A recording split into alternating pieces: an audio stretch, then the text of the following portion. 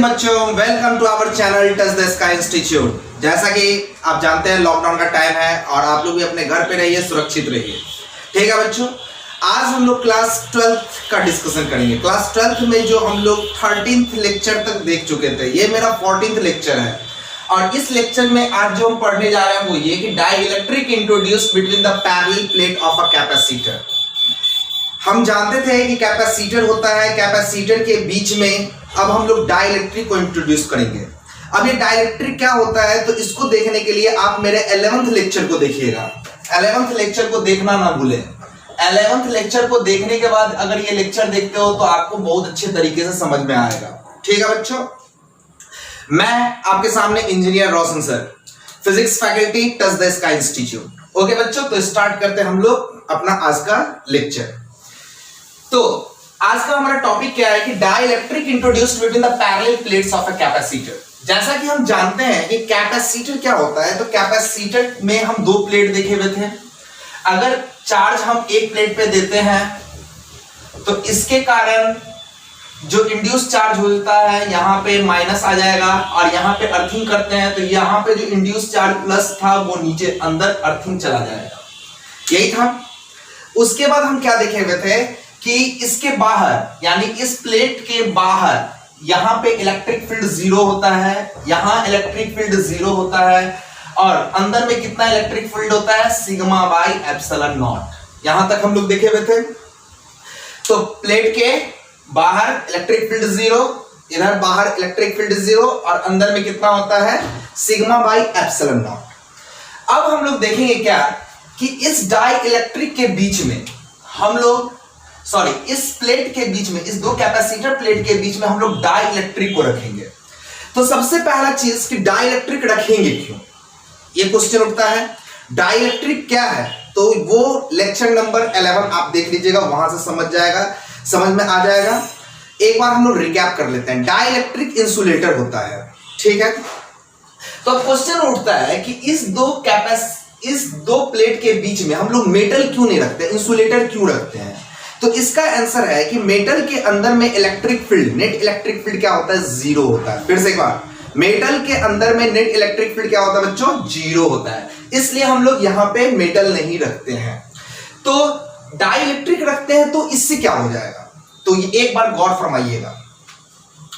देखिए, सबसे पहले हम ये एक स्फीयर लेते हैं, चार्ज्ड स्फीयर, और इस पे हम चार्ज देते हैं तो ये सारा चार्ज यहां तक आएगा, ठीक है। और इसमें चार्ज हम कब तक देते रहेंगे, तो आंसर है कि जब तक कि इसका बाहर का मॉलिक्यूल सब आयोनाइज ना हो जाए, यानी कि बाहर का मॉलिक्यूल जो है एयर उसको आयोनाइज ना कर दे।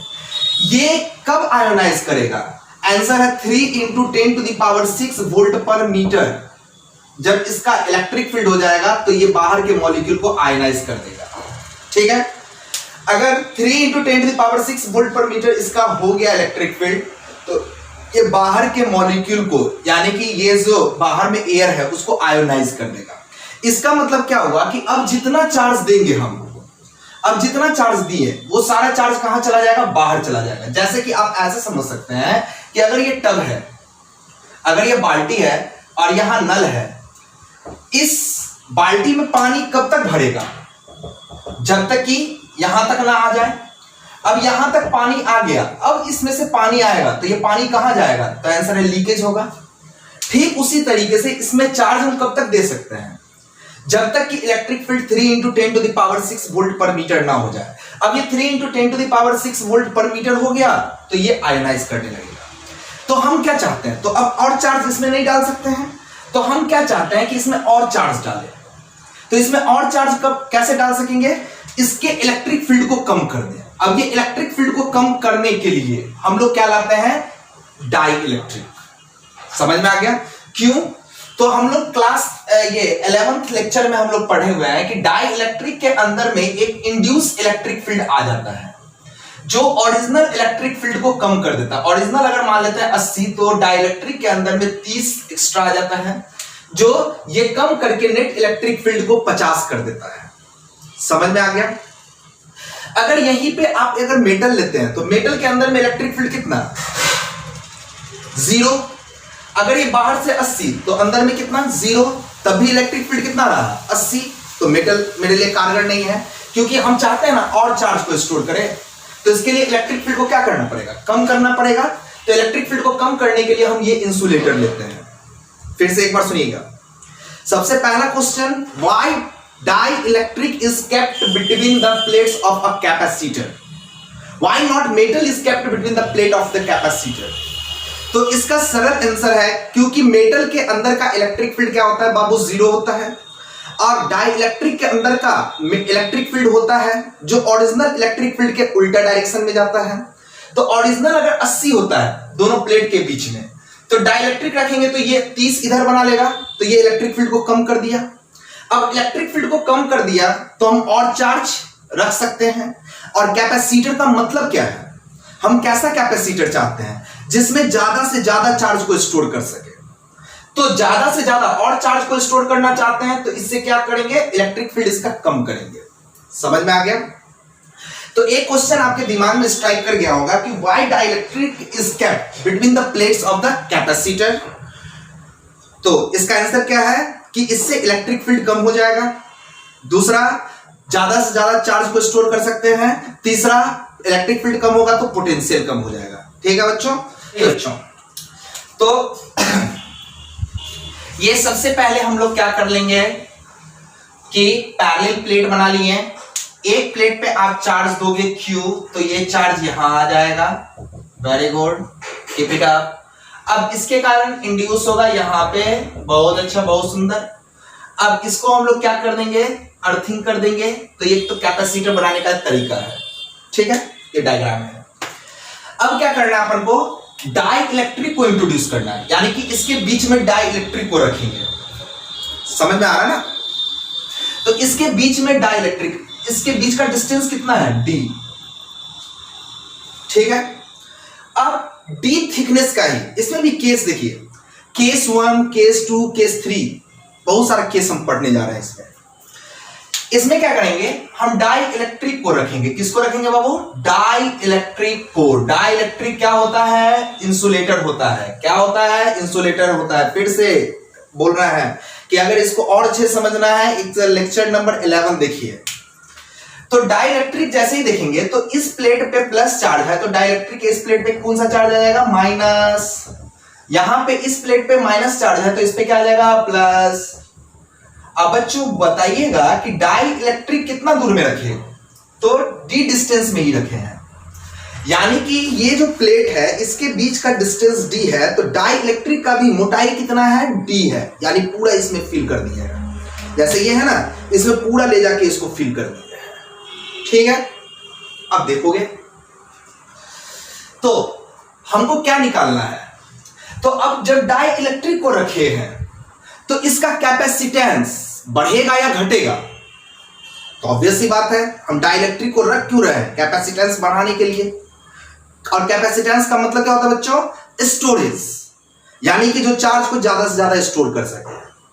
ठीक है, तो डाइइलेक्ट्रिक रखने का मेरा मेन मकसद क्या है कि और चार्ज को स्टोर करे। समझ में आ गया ना। तो देखते हैं, तो C इक्वल टू क्या होता है फॉर्मूला, QIV। कोई दिक्कत वाली बात नहीं, हम तो पहले से पढ़ रहे हैं। C equal to QIV। अब देखोगे ये जो प्लेट है, बाहर का जो प्लेट है, इसके बीच का इलेक्ट्रिक फील्ड होगा या नहीं होगा, तो आंसर है होगा। इसको हम लोग ओरिजिनल इलेक्ट्रिक फील्ड मान लेते हैं। क्या मान लेते हैं, ओरिजिनल इलेक्ट्रिक फील्ड। अच्छा, इसके अंदर में, डाइइलेक्ट्रिक के अंदर में भी एक इलेक्ट्रिक फील्ड होगा जिसको हम लोग इंड्यूस इलेक्ट्रिक फील्ड कहते हैं। ठीक है, तो अभी जस्ट बताएं, ये 80 होगा तो ये 30 होगा, तो नेट कितना बचा, 50। कितना बचा, 50। तो अब कोई आपसे पूछेगा कि इस डाइइलेक्ट्रिक के बीच में कितना इलेक्ट्रिक फील्ड है, तो नेट कितना है, ई नेट बराबर आप सिंपली निकाल सकते हैं EO बाई K। अगर आपसे कोई पूछेगा कि EO ओरिजिनल था, EI डाइइलेक्ट्रिक का था, तो नेट इलेक्ट्रिक फील्ड कितना बचा, ओरिजिनल बट्टा के, और ये के क्या है? तो हर डाई इलेक्ट्रिक मटेरियल का अपना अपना एक वैल्यू होता है। जैसे ये डाई इलेक्ट्रिक मटेरियल हो सकता है माइका हो, इसका अपना वैल्यू है। अगर इस बीच में ग्लास को रखेंगे उसका अपना वैल्यू होगा। अगर इसके बीच में पेपर शीट को रखेंगे उसका अपना वैल्यू होगा। अगर इसके बीच में वाटर को रखेंगे तो उसका अपना वैल्यू होगा। तो कहने का क्या मतलब, हर का के अलग अलग होगा। समझ में आ गया? और ये ओरिजिनल इलेक्ट्रिक फील्ड, जैसे ये प्लेट है इसके बीच में ओरिजिनल इलेक्ट्रिक फील्ड है। अब इसके बीच में ना हम वाटर रखेंगे, माइका रखेंगे, पायरेक्स रखेंगे, ग्लास रखेंगे, कुछ अलग अलग रख के देखें, लेकिन सबका के क्या होगा? अलग अलग। तो के अलग अलग होगा तो ये ईओ बाई के करेंगे, ठीक है? तो क्या आ जाएगा? Net electric field. किसका? यानी इस डाइलेक्ट्रिक का। समझ में आ गया? तो C equal to Q by V, V का फॉर्मूला भी बराबर क्या होता है बाबू? ईडी। क्या होता है? ईडी। और ई, तो देखिए ये प्लेट है, कैपेसिटर प्लेट, इसके बाहर का इलेक्ट्रिक फील्ड कितना है? ईओ। और इसके बीच में हम क्या रख दिए? डाइलेक्ट्रिक को रख दिए हैं। इसका भी डिस्टेंस कितना है? डी। और मेटल प्लेट के बीच का भी डिस्टेंस कितना है? डी। ठीक है? तो V बराबर ED.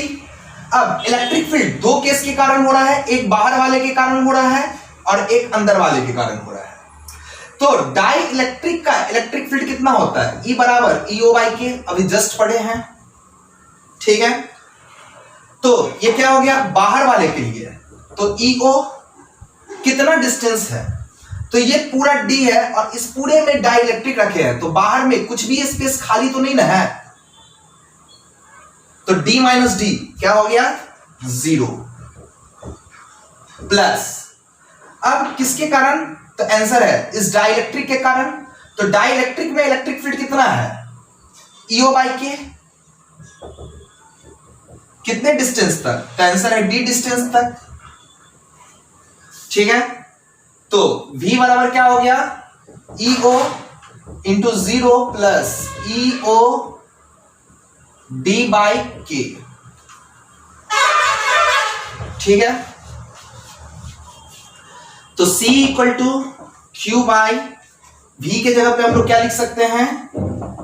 EO D by K, ठीक? C equal to Q into K by E O. E O क्या लिख सकते हैं? हम जानते हैं कि इससे पहले वाले लेक्चर में, 12th लेक्चर में हम ये देखे थे कि इसके अंदर में इलेक्ट्रिक फील्ड कितना होता है? सिग्मा बाई एप्सिलॉन नॉट, दो मेटल प्लेट के बीच में। तो ईओ की जगह पे क्या लिखा जाएगा? सिग्मा बाई एप्सिलॉन नॉट, तो ऊपर जाएगा इंटू डी। तो C इक्वल टू कितना हो गया? Q इंटू के इंटू एप्सिलॉन नॉट बट्टा सिग्मा को क्या लिख सकते हैं? इसमें Q चार्ज दिए और A इसका एरिया, तो sigma equal to Q by A into D. Q से Q कैंसिल, तो C equal to K epsilon naught A by D. C equal to K epsilon naught A by D. अब देखिए, बिना die electric रखे हुए capacitance का value क्या आया था? Epsilon naught A by D. Dielectric को रखेंगे तो कैपेसिटेंस का वैल्यू कितना आ रहा है? K epsilon naught A by D, ठीक है? तो इसको हम लोग C डैश मान ले। तो C डैश क्यों माने? C डैश का मतलब यह है कि डाई इलेक्ट्रिक को रख के कैपेसिटेंस, और C किसको माने? Without dielectric. तो विदाउट डाई इलेक्ट्रिक क्या फॉर्मूला आया था बाबू? Epsilon naught A by D. और विद डाई इलेक्ट्रिक तो कैपेसिटेंस कितना आया? K epsilon naught A by D. ये epsilon naught A by D जो फॉर्मूला है, ये किसका फॉर्मूला है? Capacitance without dielectric. और ये C डैश क्या इंडिकेट कर रहा है? Capacitance with dielectric. तो C डैश इक्वल टू हम लोग KC लिख दें, जहां पे ये C क्या है? कैपेसिटेंस विदाउट डाई इलेक्ट्रिक, और C डैश क्या है? Capacitance with dielectric. Capacitance with die electric.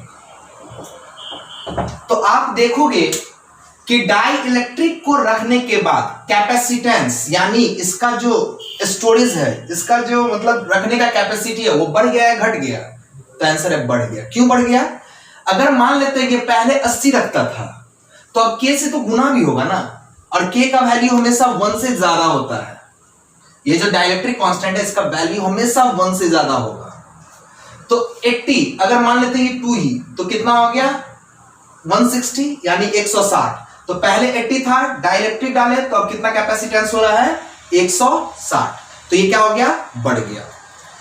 अगर आपको ये समझने में प्रॉब्लम हो रहा है तो फिर दूसरा केस हम देखते हैं। इसको हम मान लेते हैं फर्स्ट केस।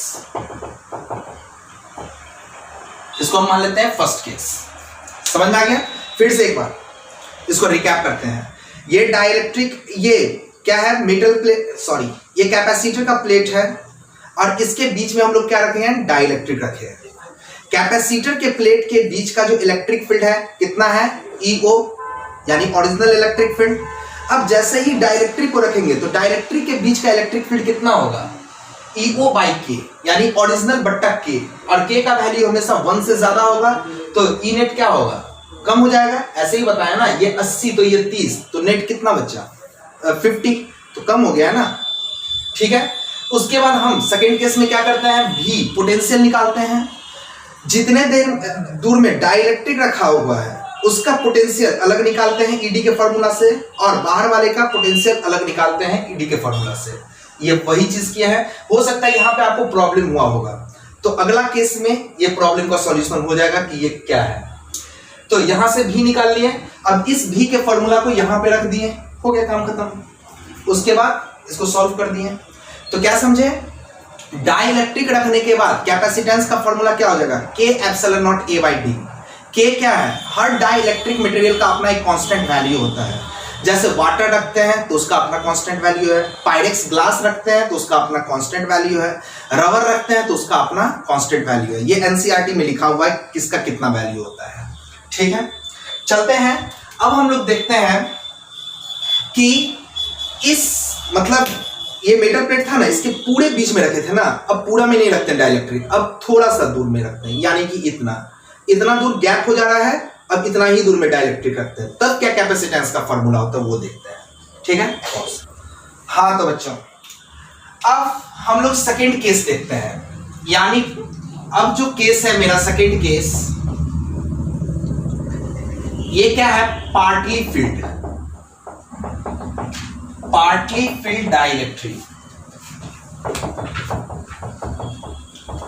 ये बोर्ड एग्जाम में फर्स्ट केस भी पूछ सकता है, सेकंड केस भी पूछ सकता है, तो गौर से देखिएगा।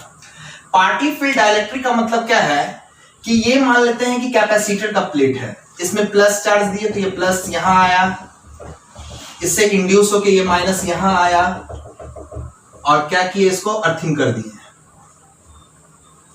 ठीक है, अब हम क्या कर रहे हैं पार्टली फील्ड डाइलेक्ट्रिक, यानी कि इसके बीच में जो डाइलेक्ट्रिक डाल रहा है वो पूरा नहीं डाल रहा है, वो इतना दूर में रख रहा है।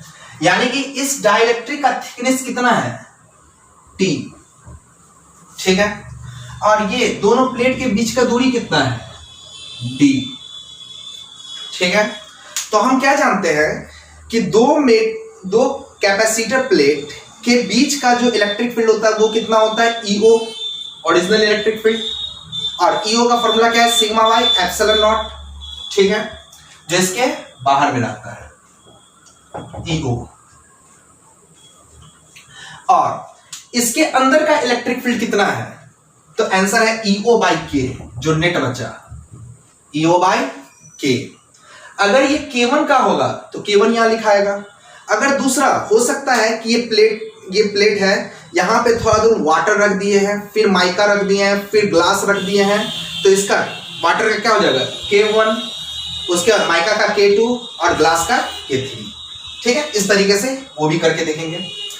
अब तो सबसे पहले हमारा टारगेट क्या है कि C equal to Q by V formula लगाए कैपेसिटेंस निकालने के लिए। ठीक है, अब V बराबर फॉर्मूला क्या होता है ED। यहां पे इलेक्ट्रिक फील्ड किस किस के कारण होगा, तो ये बाहर में जो मतलब इतना दूर खाली है ना, इतना दूर खाली है ना, इसमें इलेक्ट्रिक फील्ड कितना है ईओ, और इसमें इलेक्ट्रिक फील्ड कितना है ईओ बाई के। ठीक है, तो ये दोनों अलग अलग इलेक्ट्रिक फील्ड है, तो हम इसका अलग चर्चा करेंगे, इसका अलग चर्चा करेंगे। समझ में आ गया?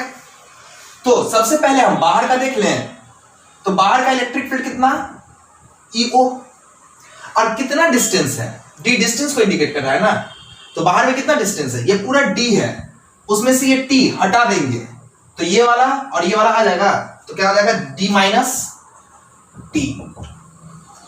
थोड़ा सा मैथ है देख लीजिएगा, प्लस अब ये बाहर का तो हो गया, अब ये अंदर का इलेक्ट्रिक फील्ड कितना है बाबू ईओ बाई के, और इसका डिस्टेंस कितना है, तो आंसर है टी। समझ में आ गया? तो C equal to Q by V के फॉर्मूला में भी के जगह पे हम लोग E O D minus T plus E O T by K लिख सकते हैं। C equal to Q by E O common ले लिए, तो क्या बचा D minus T plus T by K. ठीक है, अब C इक्वल टू क्यू को क्यू बाई ईओ को क्या लिख सकते हैं, दो प्लेट के बीच में जो इलेक्ट्रिक फील्ड होता है ईओ, उसका फॉर्मूला क्या होता है सिग्मा बाई एप्सिलॉन नॉट, तो ईओ के जगह पे sigma by epsilon not into D minus T plus T by K. समझ में आ गया? तो C इक्वल टू कितना हुआ Q इंटू एप्सिलॉन नॉट बट्टा सिग्मा को क्या लिख सकते हैं Q by A into D minus T plus T by K. Q से Q कैंसल, तो क्या हो गया C equal to epsilon naught A बट्टा D minus T plus T by K. समझ में आ गया? तो ये इसका कैपेसिटेंस हो गया। ठीक है, जब पार्टली फिल्ड करते हैं तो फिर से तीन तरह का फॉर्मूला पढ़े अभी। जब बिना डाई इलेक्ट्रिक रखे हुए तब फॉर्मूला क्या होता है कैपेसिटेंस का epsilon naught A by D. जब पूरे में हम लोग डाइलेक्ट्रिक रख देते हैं तब फॉर्मूला क्या होता है एप्सिलॉन नॉट के epsilon naught A by D. जब पार्टली फिल्ड करते हैं टी थिकनेस का तो क्या फॉर्मूला हो जाएगा C equal to epsilon naught A D minus T plus T by K. ठीक है, अब क्वेश्चन दे सकता है जो डाइलेक्ट्रिक हम डाले हैं उसका थिकनेस d बाई 2 है, कितना है d बाई 2, तो यहां पे t के जगह पे हम लोग क्या डाल देंगे d बाई 2, सॉल्व कर देंगे। ठीक है, अब हम लोग तीसरा केस भी देख लेते हैं, इसको पहले देख लीजिए, आप लोग लिख लीजिए। हाँ तो बच्चों अब थर्ड केस देखते हैं, यहां पे आपको सारा चीज कंफ्यूजन क्लियर हो जाएगा, सारा कंफ्यूजन क्लियर होने वाला है। ये मिडिल का प्लेट है, ठीक है, थोड़ा बड़ा कर देते हैं, अच्छा लगेगा, अति सुंदर लगेगा। देखिए यहां पे चार्ज देते हैं plus plus plus plus plus plus plus plus plus, यहां minus minus minus minus minus minus minus minus. अब हम क्या करते हैं ना, इसको तो अर्थिंग करेंगे, कैपेसिटर के बनाने का ये तरीका ये है। अब क्या करेंगे कि यहां पे एक डाइलेक्ट्रिक ले लिए K1 कांस्टेंट का, जिसका डाइलेक्ट्रिक कांस्टेंट K1 है, एक ले लिए K2 का, और एक ले लिए K3 का। ठीक है, इसका थिकनेस हम T1 ले लें, इसका T2, इसका T3। समझ में आ गया? अब देखिए फिर से, अब इसका कैपेसिटेंस निकालते हैं कि ये प्लेट है, इसके बीच में एक जगह वाटर रख दिए, एक जगह पाइरेक्स रख दिए, एक जगह ग्लास रख दिए, तब क्या कैपेसिटेंस होगा, क्या ये हमारे स्टोरेज को और बढ़ा देगा या घटा देगा, वो देखते हैं। तो C इक्वल टू क्या होता है formula Babu Q by V। ठीक है, अब हम लोग क्या करेंगे, सबसे पहले V निकाल लें, और V का फॉर्मूला क्या होता है, तो V इक्वल टू ED। ठीक है, अब इसमें जो इलेक्ट्रिक फील्ड है, बाहर वाला इलेक्ट्रिक फील्ड कितना है बाबू EO, जानते हैं ना, मेटल प्लेट के बीच में इलेक्ट्रिक फील्ड कितना होता है EO। ठीक है, सॉरी मेटल प्लेट नहीं, कैपेसिटर का प्लेट, मेटल प्लेट के बीच में तो इलेक्ट्रिक फील्ड होता ही नहीं है। अब इसका इलेक्ट्रिक फील्ड कितना हो गया EO बाई K1 इसका electric field EO by K2, इसका ईओ बाई K3।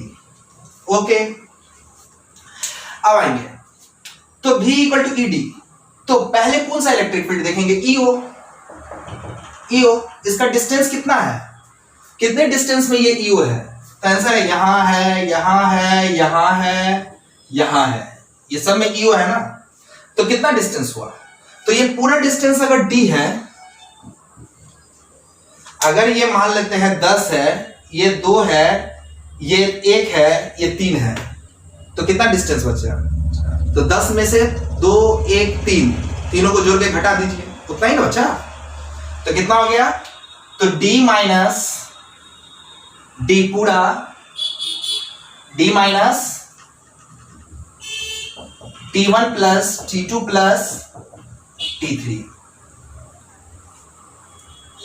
अरे d पूरा है ना, उसमें से इस तीनों को जोड़ के घटा देंगे तो उतना ही डिस्टेंस बचेगा। तो ये बच गया बाहर वाले के लिए, मतलब कि एयर के लिए, इसके बीच में कुछ नहीं है तो एयर। अब ये वाटर का देखते हैं, प्लस इसका इलेक्ट्रिक फील्ड कितना? ईओ बट्टा K1 इंटू इसका डिस्टेंस कितना? T1, thickness T1 plus E O by K2 into इसका distance T2 plus E O by K3 into T3। समझ में आ गया? अब इसको यहां पे पुट कर देंगे तो C equal to Q by B के जगह पे कितना रख देंगे? इतना रख देंगे, कितना? E O D minus T1 plus T2 plus T3 plus E O by K1 into T1 plus E O by K2 into T2 plus E O by K3 into T3। ठीक है बच्चों, C equal to Q by E O common हो जाएगा सब में, तो EO common ले लेंगे तो कितना बचेगा? D minus T1 minus T2 minus T3 plus T1 by K1 plus T2 by K2 plus T3 by K3। ठीक है, अब ईओ को क्या लिख सकते हैं? बोलोगे ईओ को सिग्मा बाई एप्सिलॉन नॉट, तो सिग्मा इंटू एप्सिलॉन नॉट। अब इसको फिर से ऐसे ही लिखना होगा, D minus T1 minus T2 minus T3 plus T1 by K1 plus T2 by K2 plus T3 by K3। Okay, अब ठीक है बच्चों, अब सिग्मा को हम लोग क्या लिख सकते हैं? Q by A। Q cancel हो गया, इतना काम अब आप लोग कर लोगे। ठीक है, तो अब जो आएगा net result C equal to उतना आ जाएगा। ठीक है, तो समझ में आ गया ना? अब अगर मान लो कि 4 दे दे, n प्लेट दे दे, 10 प्लेट दे दे, 20 प्लेट दे दे, तो क्या कोई प्रॉब्लम होगा? अगर 20 डाइलेक्ट्रिक डाल दे तो कोई प्रॉब्लम? ऐसे ही इसको घर पे आप 2 से 3 बार आप प्रैक्टिस कीजिए, एकदम परफेक्ट हो जाइएगा। और इसको प्रैक्टिस करना जरूरी भी है। प्रैक्टिस करना इसलिए जरूरी है क्योंकि इस चीज को फिर से हम लोग देखेंगे कब? जब कैपेसिटर सीरीज और पैरेलल को पढ़ेंगे, तो फिर वहां पे इसका यूज होगा। ठीक है, क्योंकि नीट हो या जेईई का एग्जाम हो, उसमें बहुत सारा क्वेश्चन पूछता है। कैसे? तो वो समझाते हैं आपको किस तरीके से क्वेश्चन पूछेगा। जैसे दे देगा ये कैपेसिटर का प्लेट दे देगा, अब क्या करेगा ना कि इसको ऐसे बांट दिया, इसके एक पार्ट में K1 है, यहां पे एक अलग डाइलेक्ट्रिक रखे हैं, इसके एक पार्ट में K2 है और इसके एक पार्ट में K3 है। तब बताएगा कि नेट कैपेसिटेंस बताइए कितना होगा। इस तरह का क्वेश्चन जेईई मेडिकल में बहुत ज्यादा पूछता है। ठीक है, तो इसको सॉल्व करने का, यानी कि इसको समझेंगे कब? जब ये बेसिक हमको आएगा तब। ठीक है बच्चों, तो आशा करते हैं कि आपको समझ में आया होगा और अच्छे से रहिए, लॉकडाउन को फॉलो कीजिए और बार बार प्रैक्टिस कीजिए। और 11th लेक्चर को देखिए, तब आप इस पे आइए तो समझ में ज्यादा आएगा। ठीक है बच्चों, बाय।